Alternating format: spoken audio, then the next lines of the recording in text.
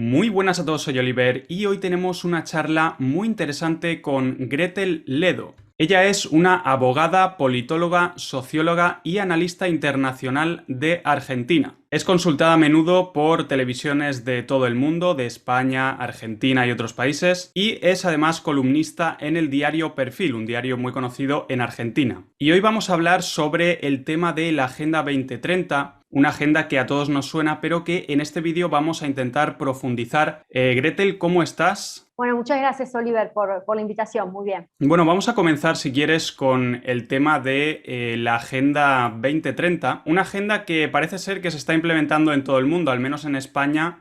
Tenemos incluso un Ministerio de Derechos Sociales y Agenda 2030. ¿Qué es la Agenda 2030? Para que la gente lo entienda.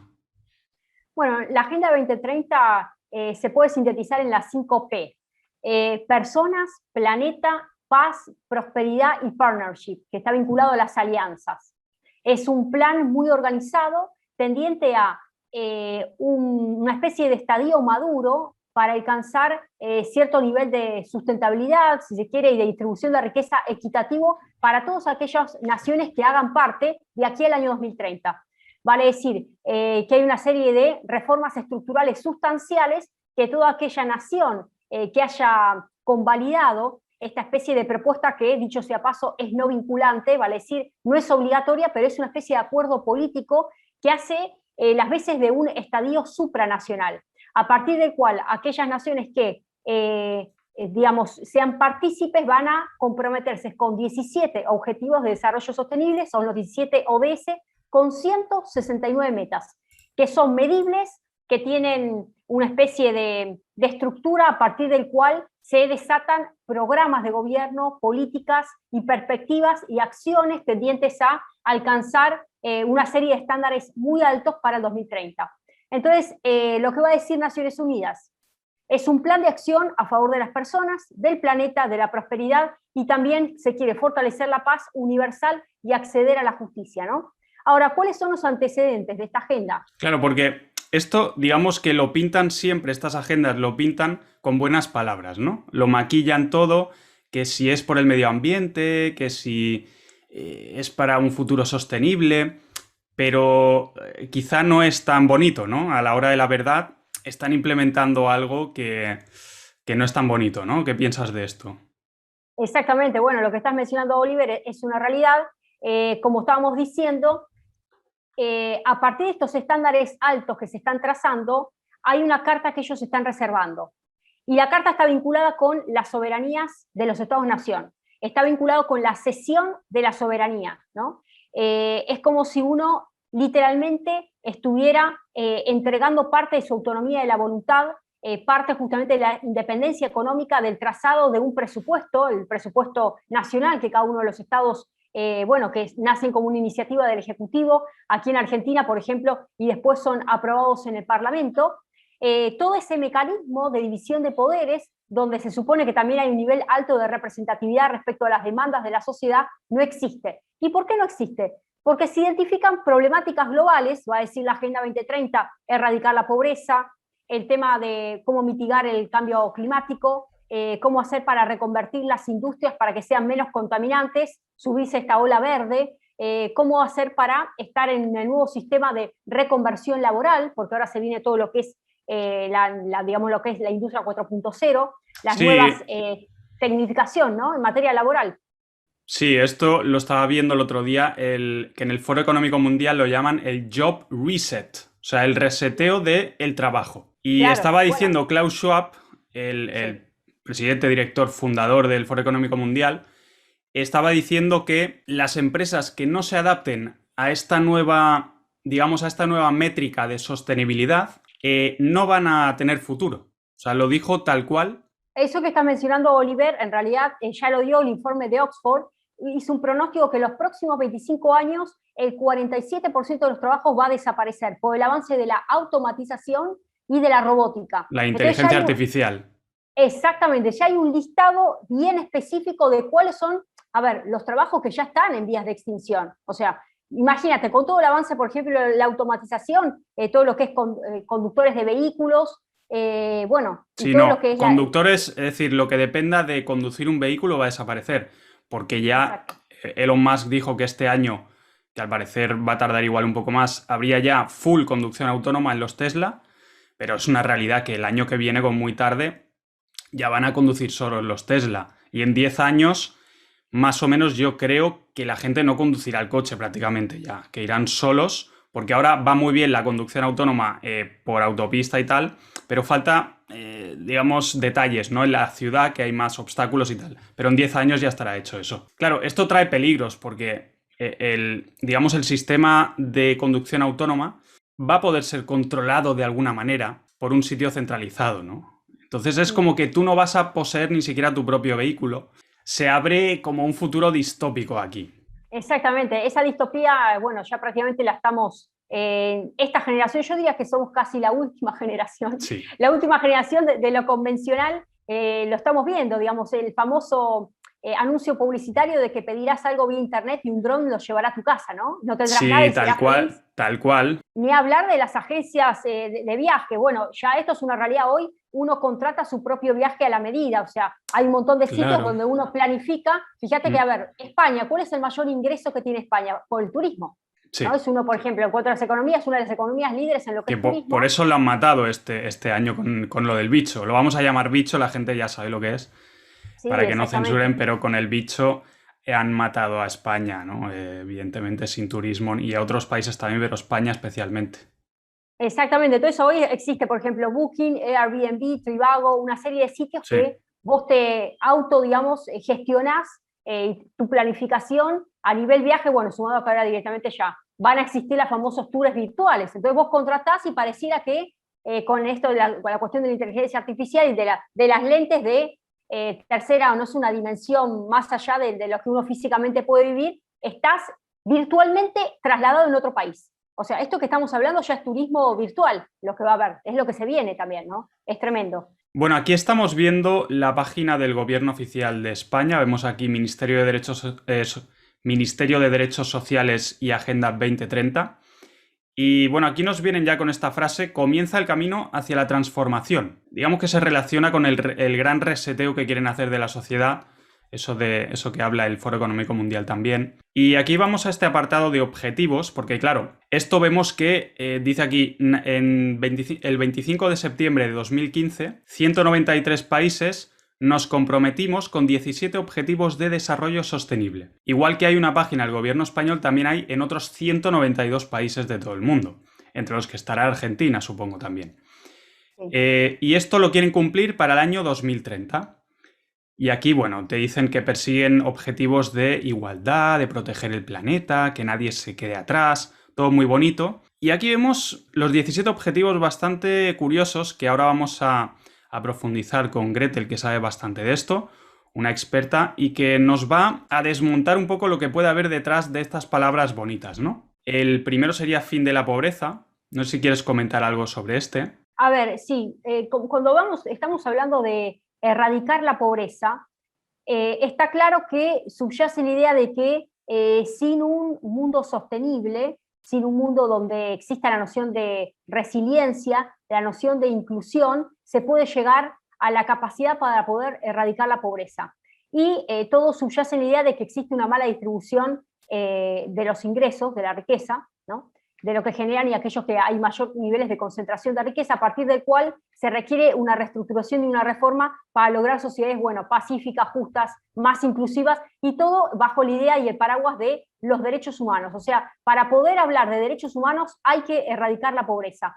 Ahora, hablar de erradicar la pobreza es sin duda un objetivo de máxima que a tiempos vista, desde que existe la humanidad, jamás se pudo erradicar la pobreza. O sea, se parte de la base de un presupuesto, de un estándar tan alto, tan inalcanzable para un Estado-nación, que subyace la idea justamente de la ausencia de capacidad o de expertise que tiene la política convencional en términos territoriales, el manejo de la política dentro de lo que son los límites de un Estado-nación, fracasaron. A partir de este fracaso, donde las sociedades ya dejan de confiar en la política, por eso hoy vemos la gran cantidad de levantamientos sociales, lo que está sucediendo, bueno, ya sucede se pone en crisis la noción de política en Chile, en Colombia, en Argentina constantemente, en España, hace que los gobiernos nacionales queden atados de pies y manos y cedan esta soberanía en los organismos internacionales, en este caso Naciones Unidas, y donde se traza un estándar totalmente alto,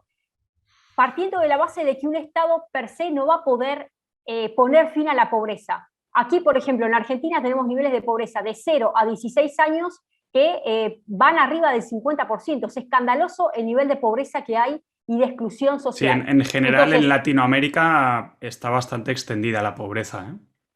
Por lo que he visto. Exactamente, exactamente, está nada que ver incluso que los niveles que hay en España, aún siendo que el presidente del gobierno de España recalcó que se estaba preocupando bastante por los niveles de pobreza a nivel niños y jóvenes, por lo menos en España actualmente. Más allá de eso, en Hispanoamérica es acuciante, bueno, es un flagelo, obviamente, contra aquellos sectores más vulnerables, pero hablar de erradicar la pobreza es una falacia per se. Entonces, realmente se establece un estándar demasiado alto a partir del cual existen estas famosas alianzas, que es el objetivo más importante, que es el 17, que está vinculado con las alianzas, ¿no? Entonces, ¿cómo se logra para que los Estados-nación se sientan parte? Bueno, en una alianza público-privada. Esa alianza, donde se le da una injerencia directa a las fundaciones y a las organizaciones no gubernamentales, ¿no? El tercer sector. Se llama alianzas para lograr estos objetivos. Ahí es donde ingresa justamente fundaciones como, bueno, todo lo que es la línea Rockefeller, todo lo que es Bill y Melinda Gates, bueno, los Soros y demás, ingresan a partir de ahí a cooptar los recursos de los estados, porque esta agenda se sostiene con apoyo y donación directa de los estados. O sea, estos estados que han formado parte, que han firmado esta agenda, recordemos, estamos hablando de 193 países, la agenda existe por los 193 países. O sea, la agenda es una invención a partir de un acuerdo supranacional donde la cara visible son las Naciones Unidas, pero las que apoyan económicamente, financieramente esta agenda, esta implementación, son los propios países. Entonces, hay un empobrecimiento y una pauperización de la condición existencial de la política, el enfrentamiento en la sociedad civil y de las arcas nacionales, porque hay que implementar programas económicos que salen y emanan de esta agenda.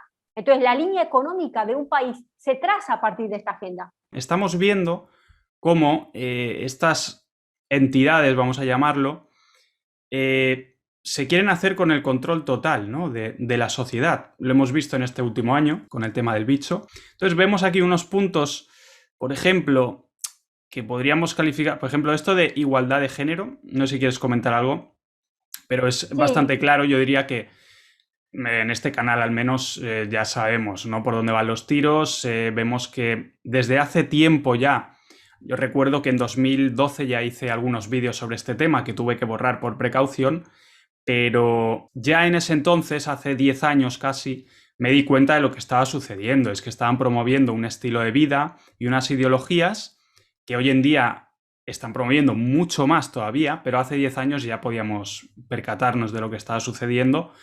Pero claro, está claro que están desarrollando unas ideologías y unas ideologías que también te diría que van en contra de las escrituras.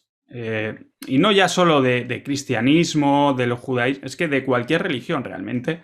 Si leemos las Sagradas Escrituras, este tipo de ideologías es lo contrario a eso, ¿no? Y quieren implementar eso. Bajo, de nuevo, palabras bonitas como inclusión, igualdad, no sé, tolerancia, ¿no? No sé si quieres comentar sobre esto. Sí, bueno, a ver, si nosotros tenemos que ver un poquito la antesala, ya recordemos que desde la Segunda Guerra Mundial, y especialmente a partir de la Revolución del 68, arranca una especie de modelo de pensamiento único que está forjado y basado en la posmodernidad. Entonces, cuando trazamos esa idea, encontramos al género como una construcción social. Y ahí quiero leerles textualmente la definición de Judith Butler en su libro Deshacer el género, ya estamos hablando del año 2006, dice que el género es una construcción cultural. Y fijemos esto porque entendamos enmarcado en qué estamos hoy enarbolando esta batalla. Por eso hablamos de una batalla cultural. El género no es en realidad el resultado causal del sexo, va a decir, ni siquiera de algo fijo, sino que el género es una especie de teoría, es una construcción independiente del sexo. El género viene a ser una especie de artificio libre de atadura, En consecuencia, hombre y masculino pueden significar cuerpo femenino. O sea, repito, hombre y masculino puede ser un cuerpo femenino. Y mujer y femenino pueden ser un cuerpo masculino.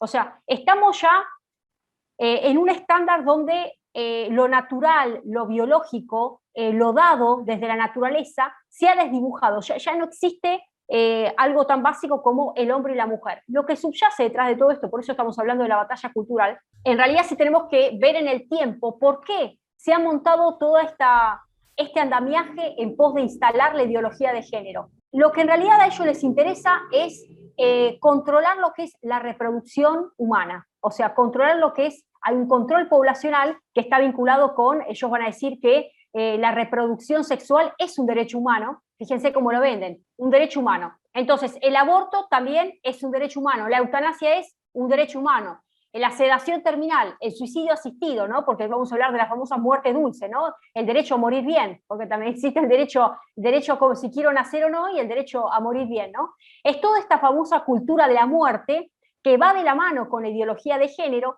y que subyace bajo esta gran categoría de el control social, el control poblacional, los resórtenes de cómo tengo que controlar el nivel de crecimiento, la tasa de natalidad, está vinculado a esta idea de cómo hago para hacerme de los recursos, yo que formo parte de la élite transnacional, y monitorear a aquellos países que me interesa el nivel de recursos naturales que tiene, la capacidad productiva que tiene, y no me interesa la gente. Entonces, en este plan de despoblación, porque en realidad los que estamos de más somos nosotros, sobramos nosotros, sobra el ser humano es el culpable del calentamiento global. El ser humano es el culpable de las desigualdades sociales. Sí. El ser humano es el culpable de la pobreza. Entonces, de todo. Lo hemos visto con lo del bicho también, que nos echaban la culpa de no ser responsables acatando las restricciones, ¿no?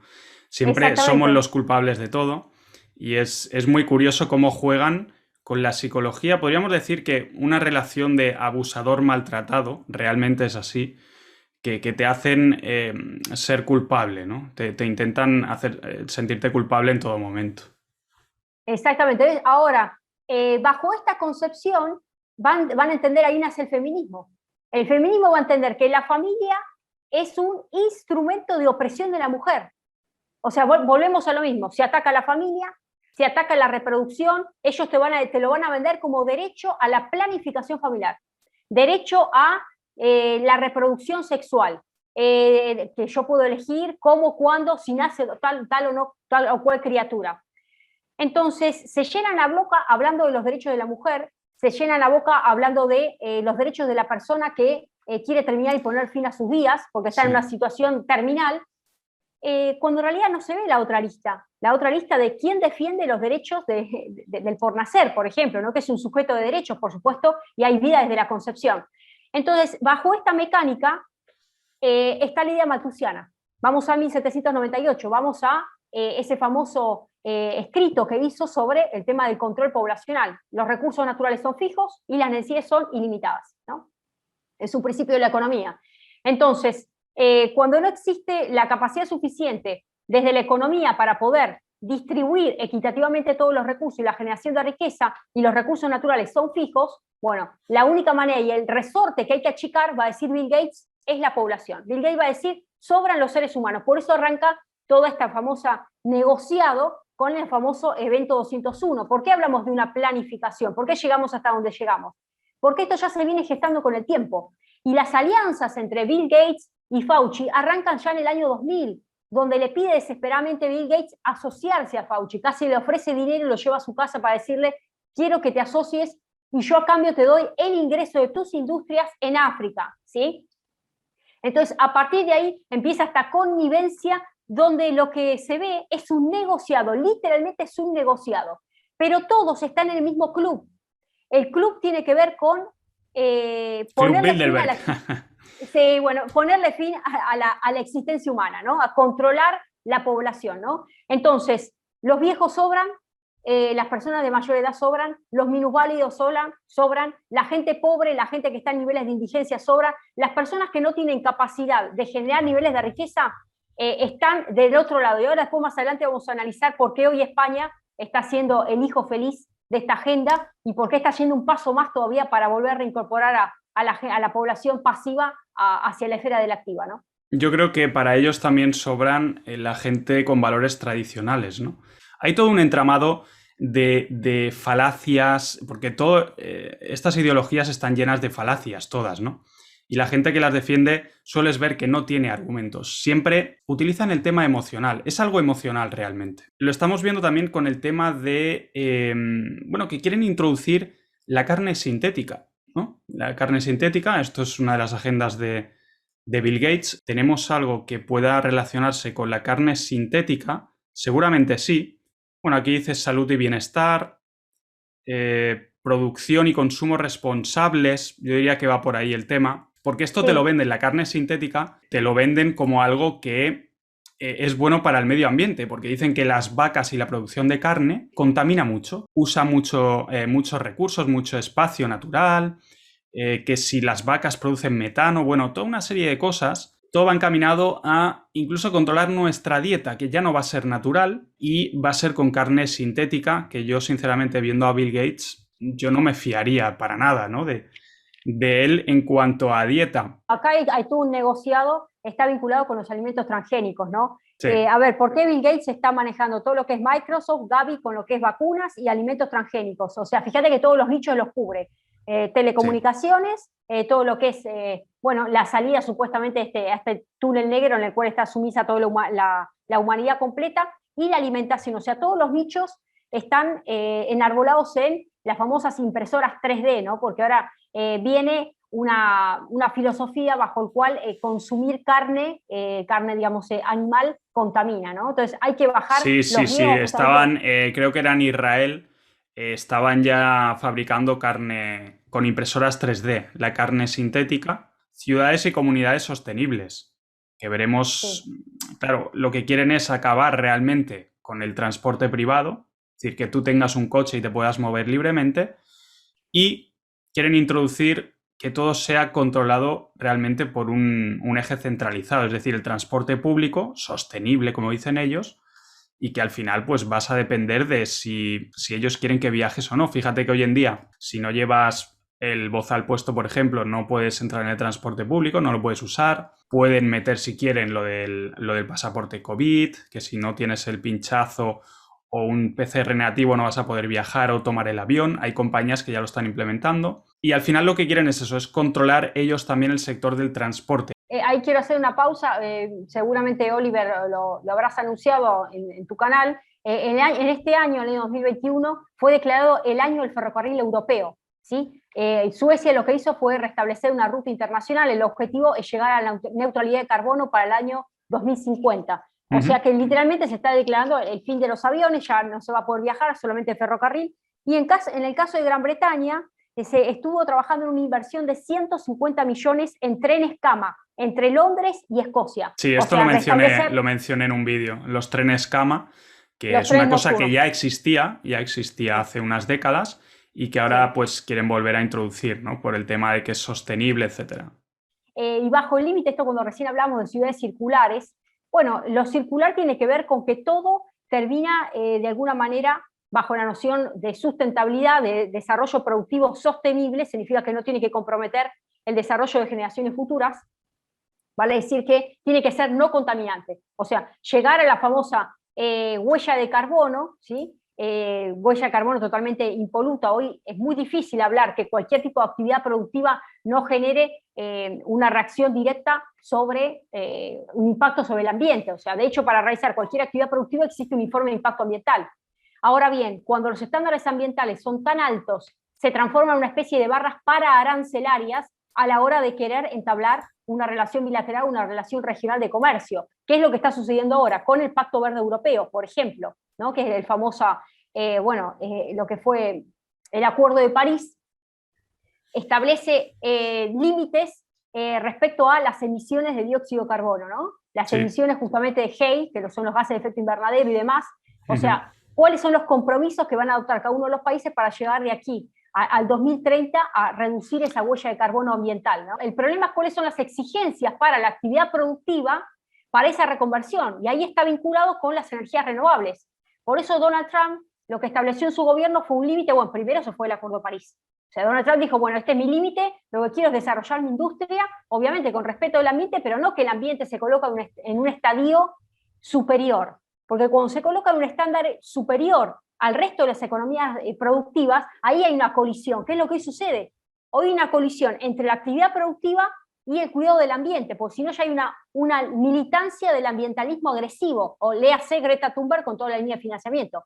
¿Me explico? O sea, así como existe el feminismo radicalizado, existe el ambientalismo radicalizado. Sí, y existe, es una religión, podríamos decir que es una religión. O sea, Greta Thunberg no es científica realmente, es una persona religiosa del clima, ¿no?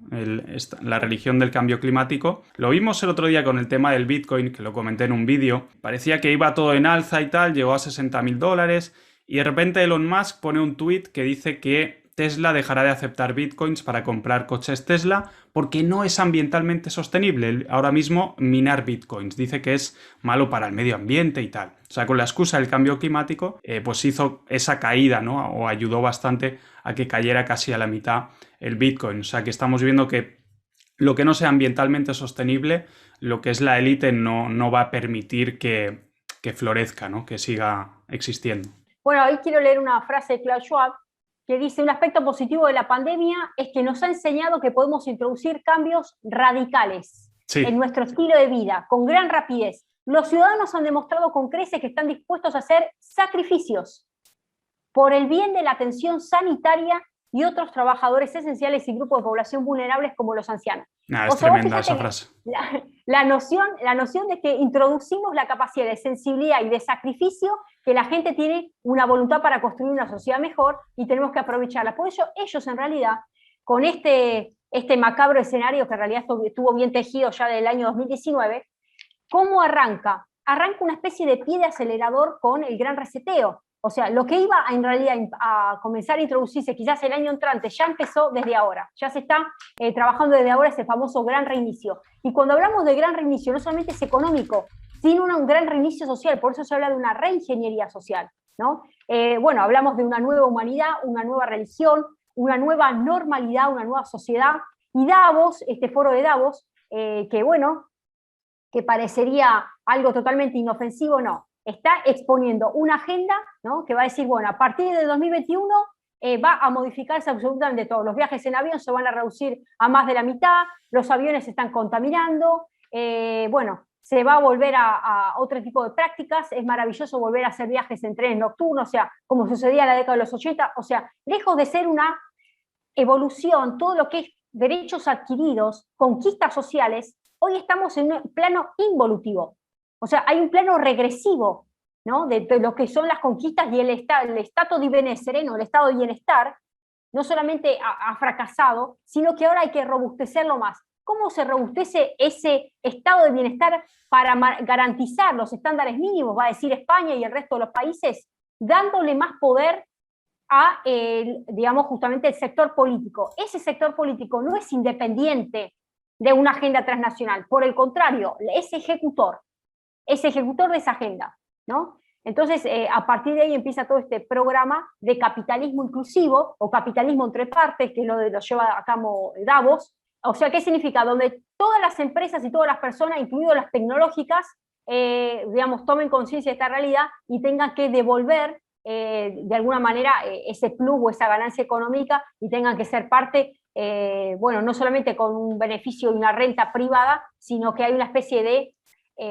hacer público lo privado, ¿no? O sea, volcar de alguna manera hacia la sociedad. Por eso ya no existe más la noción de propietario. Hoy no estamos hablando de propiedad privada, sino propiedad pública, ¿no? Sí, eso es otra de las cuestiones. Exacto, ¿no? Es una de las cosas que quieren.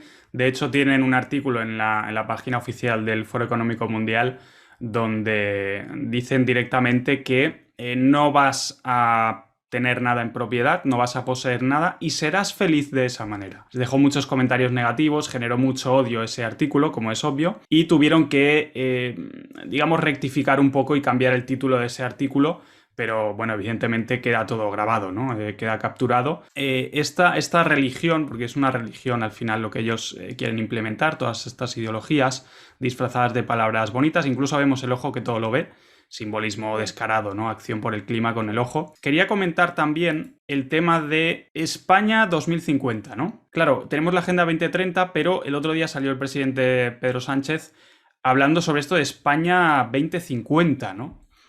Si quieres comentar un poco sobre esto, tiene relación con la Agenda 2030 porque vemos que se parecen mucho a los objetivos de la Agenda 2030, ¿no?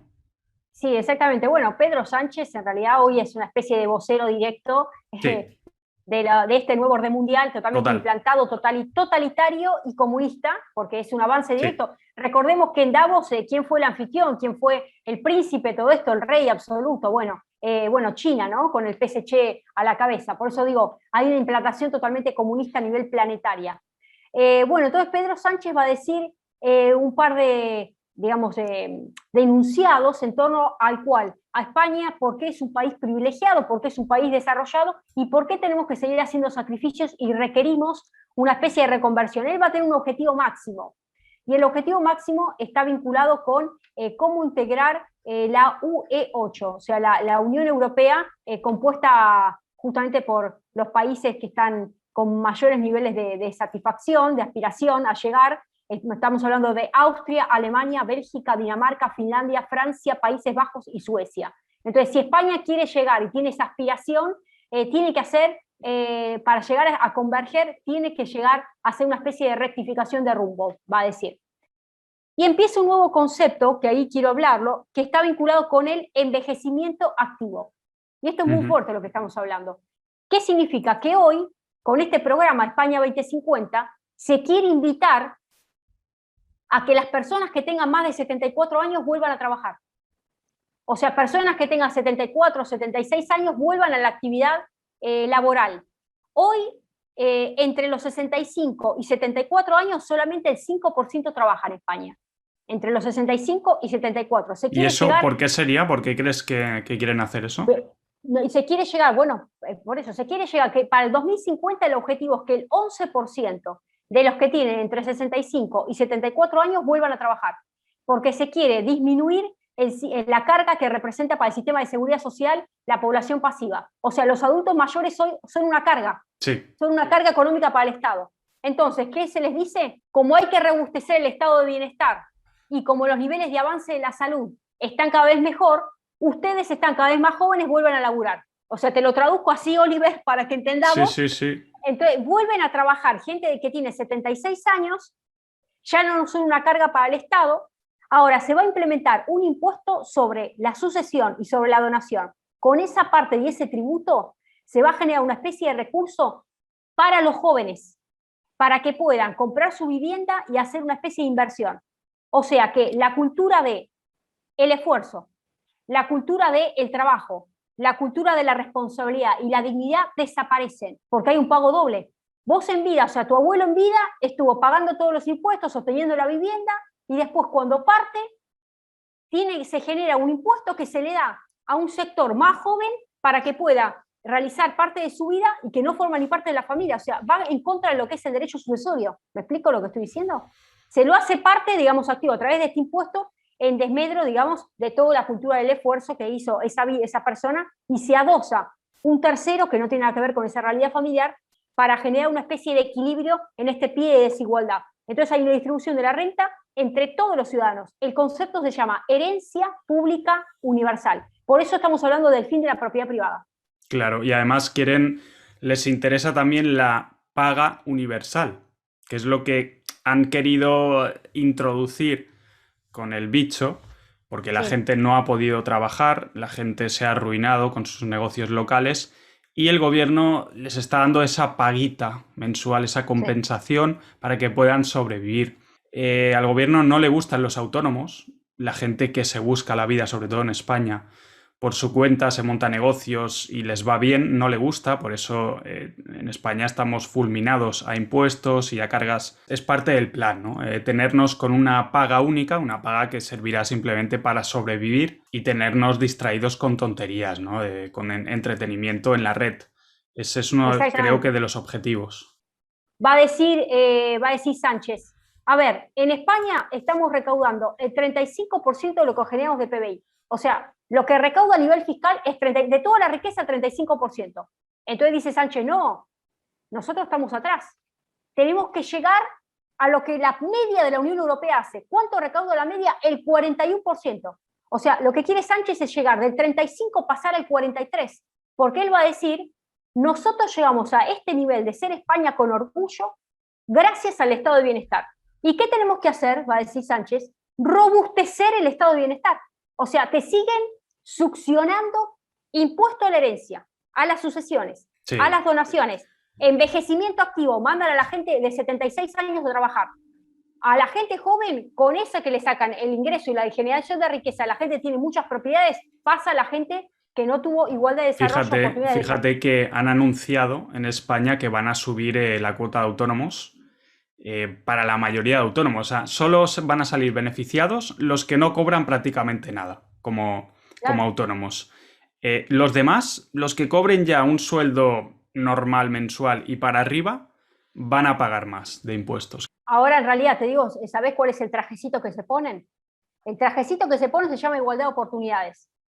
O sea, es la posibilidad de que todas las personas alcancen determinado estándar de nivel educativo, ocupacional y de ingresos, independientemente de la posición socioeconómica. Exactamente. Entonces, mira, fíjate lo que yo te digo, mira, acá tenés la base. Acá tenés la base de los que no pueden subir. Y acá están los que están. ¿Sabes lo que hacen? Castigan a los de acá. Sí. Hay un achatamiento. ¿Sabes lo que hace la gente? Totalmente de acuerdo. ¿Sabés lo que hace la gente arriba? Se toma el buque.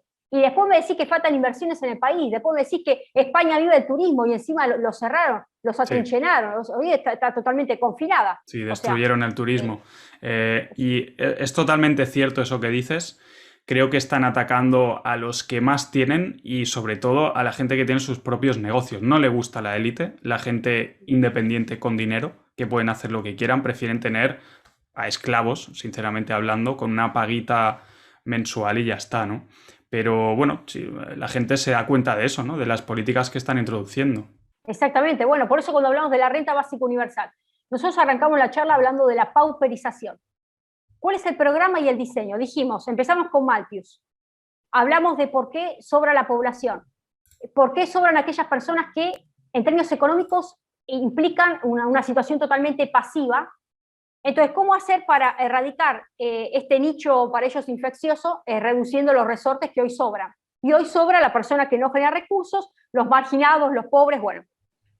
Lamentablemente se llena la boca hablando este tipo de discurso como si fuera una especie de situación paternalista. Efectivamente, intentan ponernos al mismo nivel, es decir, a la gente que se esfuerza, quiere tener su negocio y quiere progresar en la vida, construir cosas, nos quieren, digamos, igualar con los que no quieren hacer nada, ¿no? Y también lo están haciendo con el tema de la mujer, esto va con lo del feminismo, diciendo que los puestos de poder hay un porcentaje menor de mujeres que de hombres en puestos de poder en las grandes empresas, etc. Y lo ponen como algo malo, como que debería ser 50-50.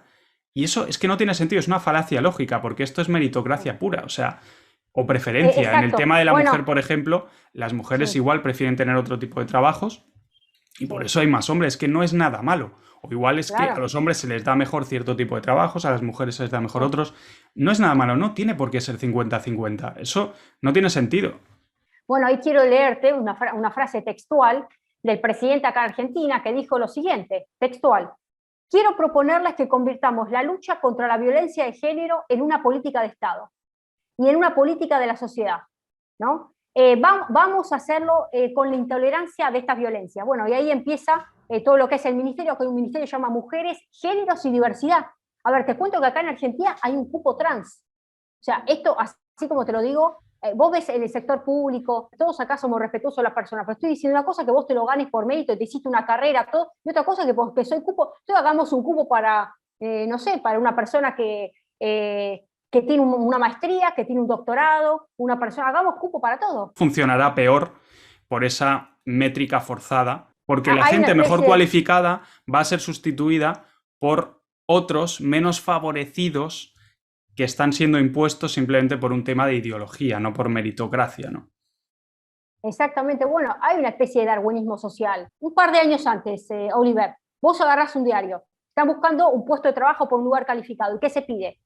Requisitos, expertise en, no sé, diseño, innovación, manejo, no sé si piden, por ejemplo, un farmacéutico, un químico, es un saber técnico puntual. Ya hoy por hoy los saberes técnicos, la expertise, la profesionalización pasa ni siquiera ni a un segundo plano, ya ni un tercer plano, porque es tu orientación sexual. Se puede ver que están intentando promocionar este tipo de colectivos, ¿no? Por encima de la gente más cualificada. Todo se define en esta aspiración totalitaria, la implantación de este nuevo orden mundial, y ahora vamos un poquito a los tiempos actuales que estamos viviendo, cruzados con la verdad y la palabra de Dios, que estamos viendo en tiempos finales. Hay mucha gente que me pregunta, bueno, Gretel, pero esto se puede cambiar, se puede salvar. Existe una noción que está vinculada con la resistencia, que es la capacidad que tenemos nosotros, quizás no sé si de frenarlo, pero por lo menos de resistir y no permitir que esa avalancha minoritaria avasalle a la gran mayoría y acalle a la mayoría, ¿no? Porque hay una implantación de obligatoriedad con este relato, porque hay un relato enmarcado. Pero si vamos a la Biblia, estamos en tiempos finales, que son los anteriores a lo que es la gran tribulación, y prácticamente tiempos en vista de lo que es el arrebato, donde si vemos las profecías que están en el libro de Daniel, que es uno de los profetas que encontramos en el Antiguo Testamento, donde lo que hizo fue arrojar luz, una visión que tuvo, un sueño que tuvo Nabucodonosor, el rey en ese momento, sobre una gran estatua, que la estatua se componía todo lo que es la cabeza, el pecho, los brazos, el vientre, muslos, piernas, de diferentes estadios históricos, ¿no?, de la humanidad. Entonces la cabeza representaba el imperio babilónico, que era de oro, justamente que era él mismo, el reinado de Nabucodonosor, que fue del 105 al 539 a.C.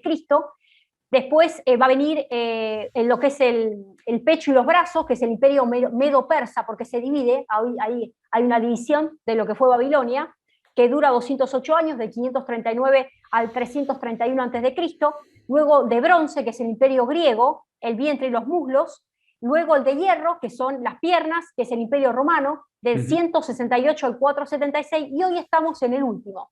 Hoy estamos en la confluencia de lo que es los pies, hierro y barro, que es la Roma dividida. La Roma dividida hoy, va a ser la manifestación del anticristo, ¿no? Y esto que parece muy apocalíptico se está cumpliendo esa profecía. Estamos en el último estadio de la visión que tuvo Nabucodonosor, que fue revelada por Daniel, que va del 476 después de Cristo hasta la segunda venida, ¿no? Y ahí dice que se va a venir a implantar un gobierno único, supranacional, que es el nuevo orden mundial, donde, bueno, esto está en varios libros, que hoy por hoy, si lo tenemos que traducir en una palabra, es Sistema de Naciones Unidas.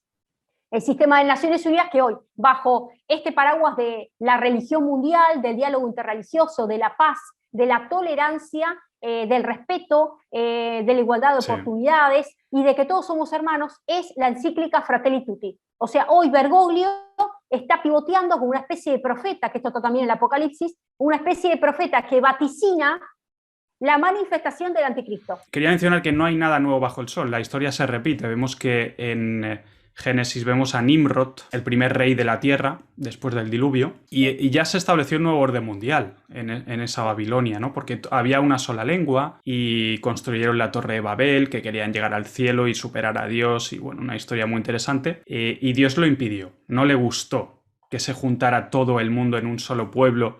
De hecho, las palabras que utiliza es ¿quién va a pararlos ahora? ¿No? Se han juntado con una sola lengua, un solo pueblo.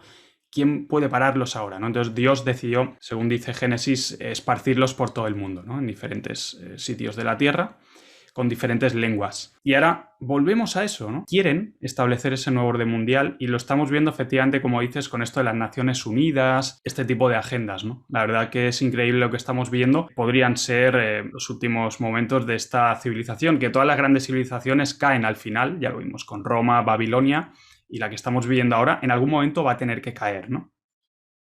Sí, vos sabés que cuando estabas hablando, Oliver, me acordaba de lo que fue la sociedad prediluviana, o sea, antes del diluvio de Noé. Vos fíjate que había un caos y un desorden, a nivel moral, porque acá lo que se han roto son parámetros de convivencia, o sea, algo que para nosotros eran estándares inamovibles. Ujú. Estándares que están vinculados con las buenas costumbres, los pactos que fueron de alguna manera pasados de generación en generación, que tienen que ver con tu sistema de creencia, tu idiosincrasia, los valores, la fe, bueno, Al aquello que tenemos final, fe. lo que se valoró, o sea, lo que Dios valoró en ese antes del diluvio, en esa época antediluviana, fue que se alejaron de sus de Dios realmente, ¿no? Que se alejaron de esas tradiciones, de esos valores, de esas normas, y es lo que estamos viendo hoy en día. Es exactamente lo que estamos viendo hoy en día. Exactamente, bueno, ahí quiero leerte una frase textual para que veas que esto no es algo que estamos hablando entre nosotros, sino que esto está escrito por el arzobispo Carlo María Viganò, esto fue el 18 de diciembre de 2020, y él menciona, el objetivo es el siguiente, destruir a las naciones desde dentro, por medio del Estado profundo y de la Iglesia de Cristo, con la Iglesia profunda, a fin de instaurar el reinado del anticristo con la ayuda del falso profeta. Esto que estamos hablando es tremendo. Bueno, Gretel, un placer tenerte aquí en el canal. Ha sido una charla muy amena. Me ha gustado mucho. Hemos tratado temas muy interesantes. Y si quieres decir unas últimas palabras para la gente. Bueno, decirle simplemente que la verdad sale a la luz, simplemente que no todo está perdido, que la última batalla o guerra que se termina de perder es la que no se empieza a librar. Así que estamos en una batalla cultural y espiritual. Así que, como dice Proverbios 4:23, sobre toda cosa guardada, guarda tu corazón porque de él mana la vida. Así que sigamos resistiendo firmemente, convencidos y también contagiando a aquellos que todavía no han despertado de este gran sueño profundo que es una realidad diaria, ¿no? Bueno, geniales palabras, sin duda. Bueno, amigos, espero que os haya gustado la charla. La podéis seguir en sus redes sociales, Gretel Ledo. Y desde aquí me despido.